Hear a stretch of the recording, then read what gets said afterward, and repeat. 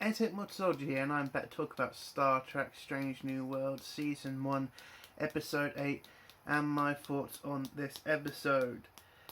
Okay, listen.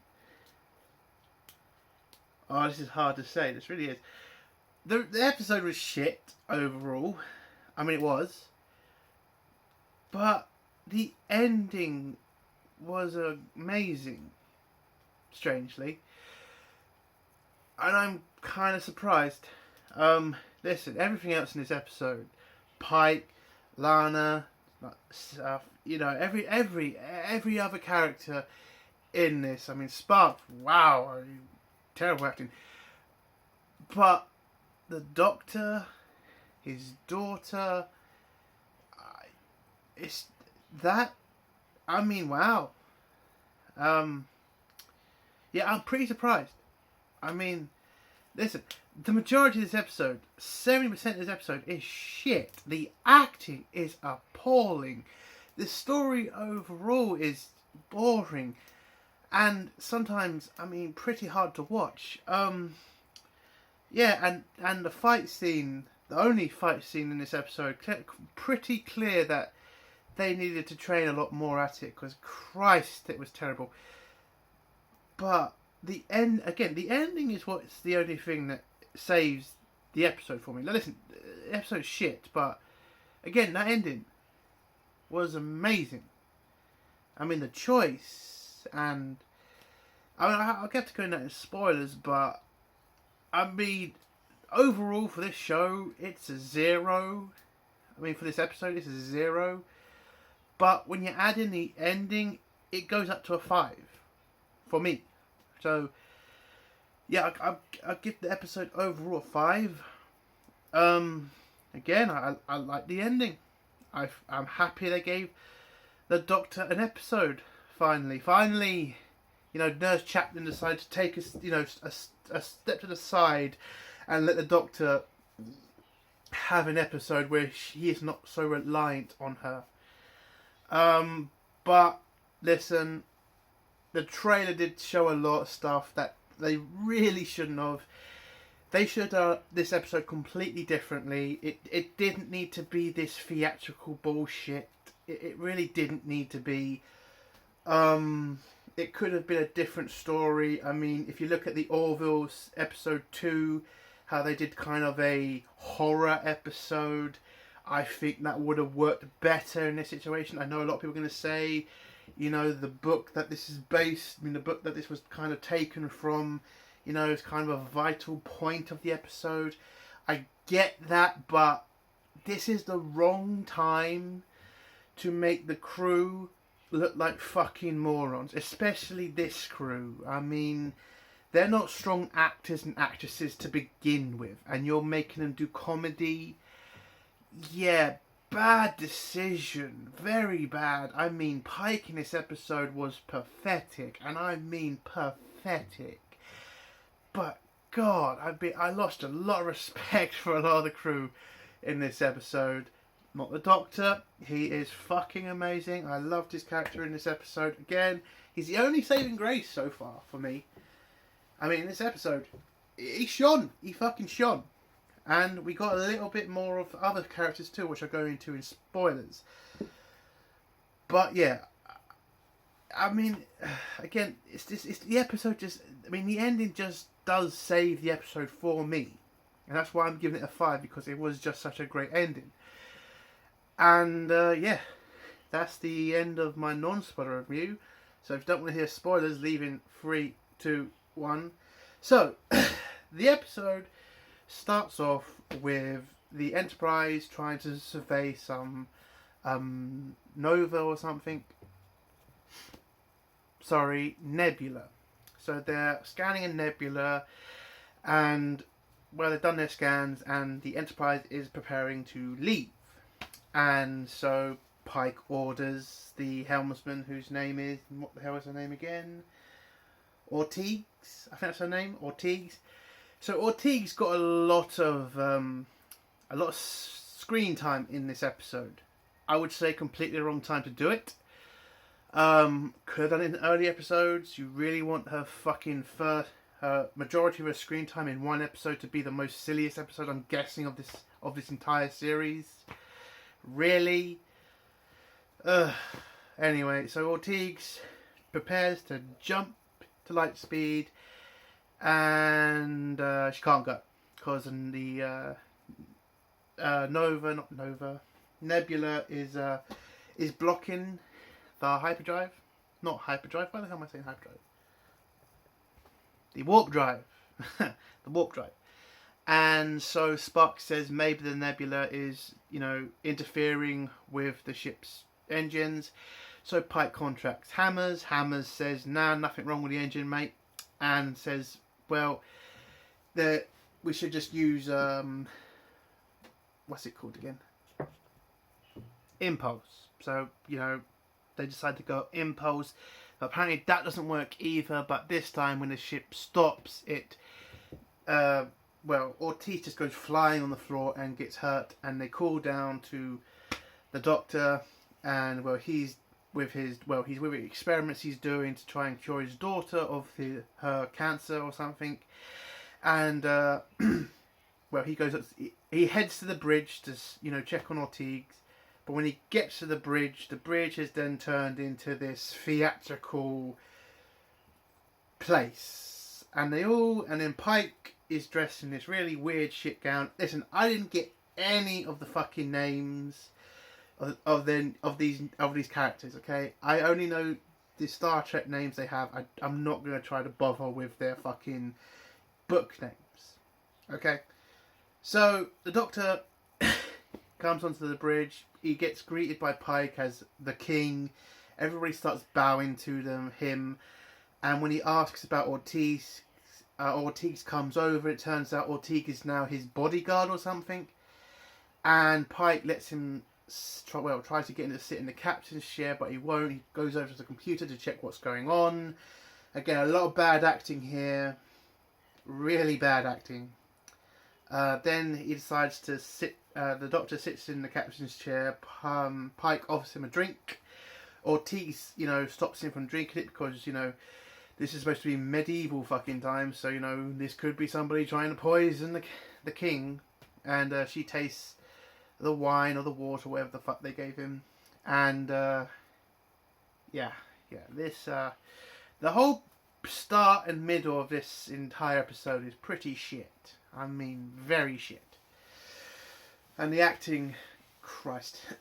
Anyway, so the Doctor decides to go back down to the medical bay to try to figure out what the fuck's going on and why all the crew is acting like morons. So Pike and Ortiz go down with him. When he gets to the med bay, we see Chapel in there, and it's turned to a really weird place again. She grabs a scanning device. He scans himself to try to see what's going on. He picks up nothing from him, but when he scans Chapel, he finds that her... what the hell is it called again? Endorphins are up or something. And when he scans other members of the crew, he starts seeing a lot of them have their endorphins are raised at a very high level. And he also figures out at this point that he is in a book. He's in the book that he reads to his daughter. Because that's what all these characters are acting like. The next scene, and this has got to be one of the worst, is Lana walking in with a fucking dog. And now she's apparently this queen who's had her kingdom taken over by a wicked witch or a different queen, I think that's what there was. Wow, I mean, Lana, the actress playing her, I've never seen her do such a bad job in acting. I've never seen that. I mean, she really came off as a really spoiled little bitch. I mean, I'll give her that. And she really reminds me of an Essex girl I knew. And when she had the dog, I was just like, that is someone I know. Oh, God. Oh, she really did act like a lot of girls from Essex. Especially with the dog. I was laughing at that point. Because if you're American, I know a lot of Americans watch my channel. Essex Girls, Lana she acts a lot like them. Okay, they really are spoiled little brats. Anyway, so Lana begs the Doctor to help save her kingdom, and they need to use the powerful stone thing, because apparently the king has a powerful stone that the evil queen wants, and she wants him to use it against the evil queen, and he says maybe he'll do it later, but he has to figure out what's going on first. And then he figures out a plan. Well, before he figures out a plan, in the hallway we see Hammers getting dragged away by the Crimson Guard. Okay.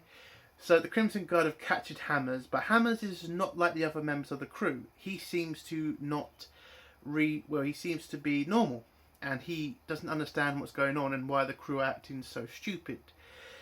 So the Doctor tries to save him, and he's not. Apparently, these are not part of his kingdom, the Crimson Guard. So when he orders them to hand him over, they don't, and the Crimson Guard start to have a fight. Is this the one when they have the fight, or is that a different scene? I don't actually know. It's not the fight, is it? So what's the fucking name again? Yeah, Ortiz threatens the Crimson Guard, but the Crimson Guard don't really want to mess with her, so they just walk off, pretty much with Hammers. And so the Doctor goes to back into the medbay, makes a plan to try to save Hammers, which means they have to go through the Dark Forest, because we're really doing this whole, medieval crap, aren't we? So they have to go through the Dark Forest, and they have to go through a lagoon or something, or whatever the fuck they call it. Whilst he's making this plan, Lana then sings him an op-ed or something, not op-ed, an opera, because that is her character in this episode. A completely spoiled dumb bitch. I mean, that is the character she played. And she sings a very stupid song. It's from the trailer. It really, really was not necessary in this episode. I mean, good God. God damn, this episode, again, beginning and middle are horrible. Just absolutely horrible. God, the acting as well, it's just terrible. But I did actually find Lana attractive. Yeah, so you could tell, I might think Essex Girls are bitches, but they are my type, unfortunately. Anyway, so the Doctor goes with, Pike and Ortiz. I gotta really try to remember Ortiz, man, Jesus. Ortiz through the horrible forest. Whilst they go through the forest, they bump into Spock, and it's revealed that Spock is brothers with Hammers in this story. They're playing two wizards, and apparently Spock's his brother. Not a very good brother, by the way. So Spock makes a deal with them to save his brother from the evil queen if he shows them a way through the dangerous forest or the dangerous lagoon or whatever the fuck the dangerous thing was. And he does. They get through the forest pretty fast. When they get into the Queen's chambers, turns out it was a trap, and Spock was working for the bad queen, and the bad queen turns out to be Uhura.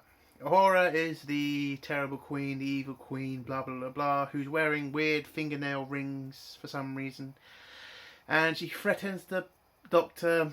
The Doctor does not, give a shit. They throw him in the prison cell with Hammers, and that's where Hammers and the Doctor are talking to each other and, trying to see what the hell is going on. So Hammers says that he was able to block the entity that's taken over the crew, because he tells the Doctor it's an entity, and it's one entity overall, from taking over him, because he is himself not spiritual, he's psychic or something. And so he can block this sort of stuff from happening to him. And it's very uncomfortable for an entity to take over his body, that's why he had to stop it. So he manages to figure this a way out of the cell. At the same time, by the way, Pike, acting like a real bitch throughout this episode. He really is. And again, someone's going to tell me he's just playing a character from a story. My fucking god. You can't fucking say that, because I get he is. But, you know, the character... Again, this guy has not been Pike for long. We've not seen this Pike. Again, it's just, you know... It just damages the character for me. I mean, I can't not see Pike and see this snivelling little shit anymore. Like, you kind of ruin the character. I mean, I thought Pike was a bit, like, leaderless. He doesn't really show, you know, leadership a lot. He's not strong-willed in most cases. I get, you know, some episode he has been, but not as much as he should have been. He hasn't been a strong leader to me. And this episode just really damages his character for me. Just really does, because he's a spineless little prick in this episode. Anyway, I get it. He's playing a character. I get it. But still, all I'm going to see, and that's all you're going to see as well when you see Pike, you're going to see that little snivelling bastard from this episode. Anyway, so they escape the cell. You know, Hammers makes a little joke about what the magicians say, and the Doctor says abracadabra, and he says, oh, that's fun. So he managed to open the door by using magic called science. And, you know, that kind of impresses Ortiz, who says that's amazing magic, this science. And I thought that was kind of a funny scene. So they get out of the cell. When they go into the hallway, the Crimson Guard... No, hold on. They get away. Uhura finds out, sends the Crimson Guard after them. And sends Spark as well, and tells Spark if he doesn't get them back, he's dead. And then we get this weird scene where they, you know, bump into each other in the hallway, and Ortiz fights the Crimson Guard. A horrible, horrible sword fight, by the way. I mean, you can literally see them hesitating. And I mean really horrible. I mean to Star Wars level of horrible. I mean sequel trilogy, you know, lightsaber duels. You know how horrible those are? That is on the same level as this. Like, terrible dueling. Just terrible. I know some are going to say Star Trek has never been really good at the whole fighting shit. But they weren't this bad, okay? You didn't exactly see people hesitating that much. And you did in this episode. You saw there's a guy literally go out to swing for Ortiz, and he hesitates. Because I think he's like getting so involved in the fucking fight that he knows he could get her in this point. But he just hesitates. He's like, oh shit, I'm on camera. This is acting. I can't hit her. And I thought that was funny. I really did. You might see it. You might not. I saw it. But there you go.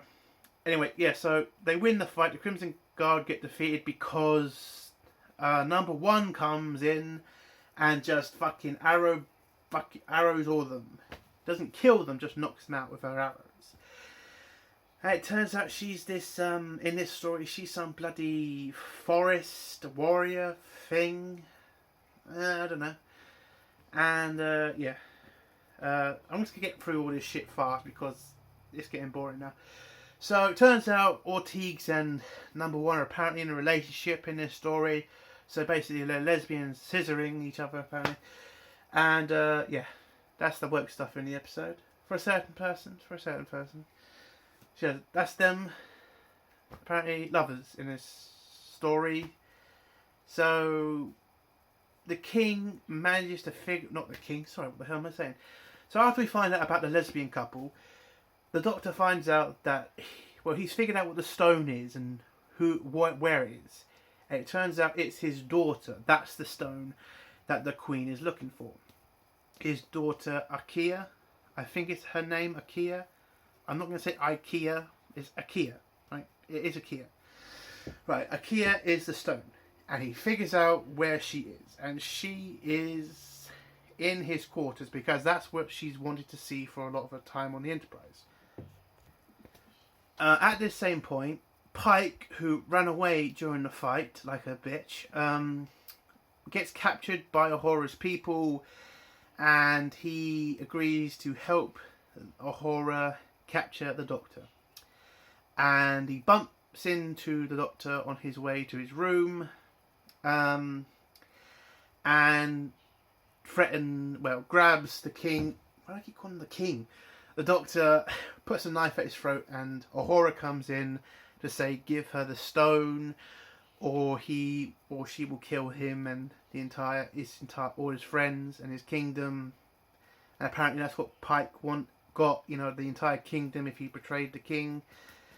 And but Hammer's managed to save the day by using science magic and beams them all to Cargo Bay free. And that's the end of their story in this episode. He does do a funny abracadabra scene. I will give the episode that. The Hammers being, the magician stuff, that was funny. I will give the episode that was funny. But now we come on to the actual good stuff in the episode. So the Doctor goes into his quarters and sees Akia.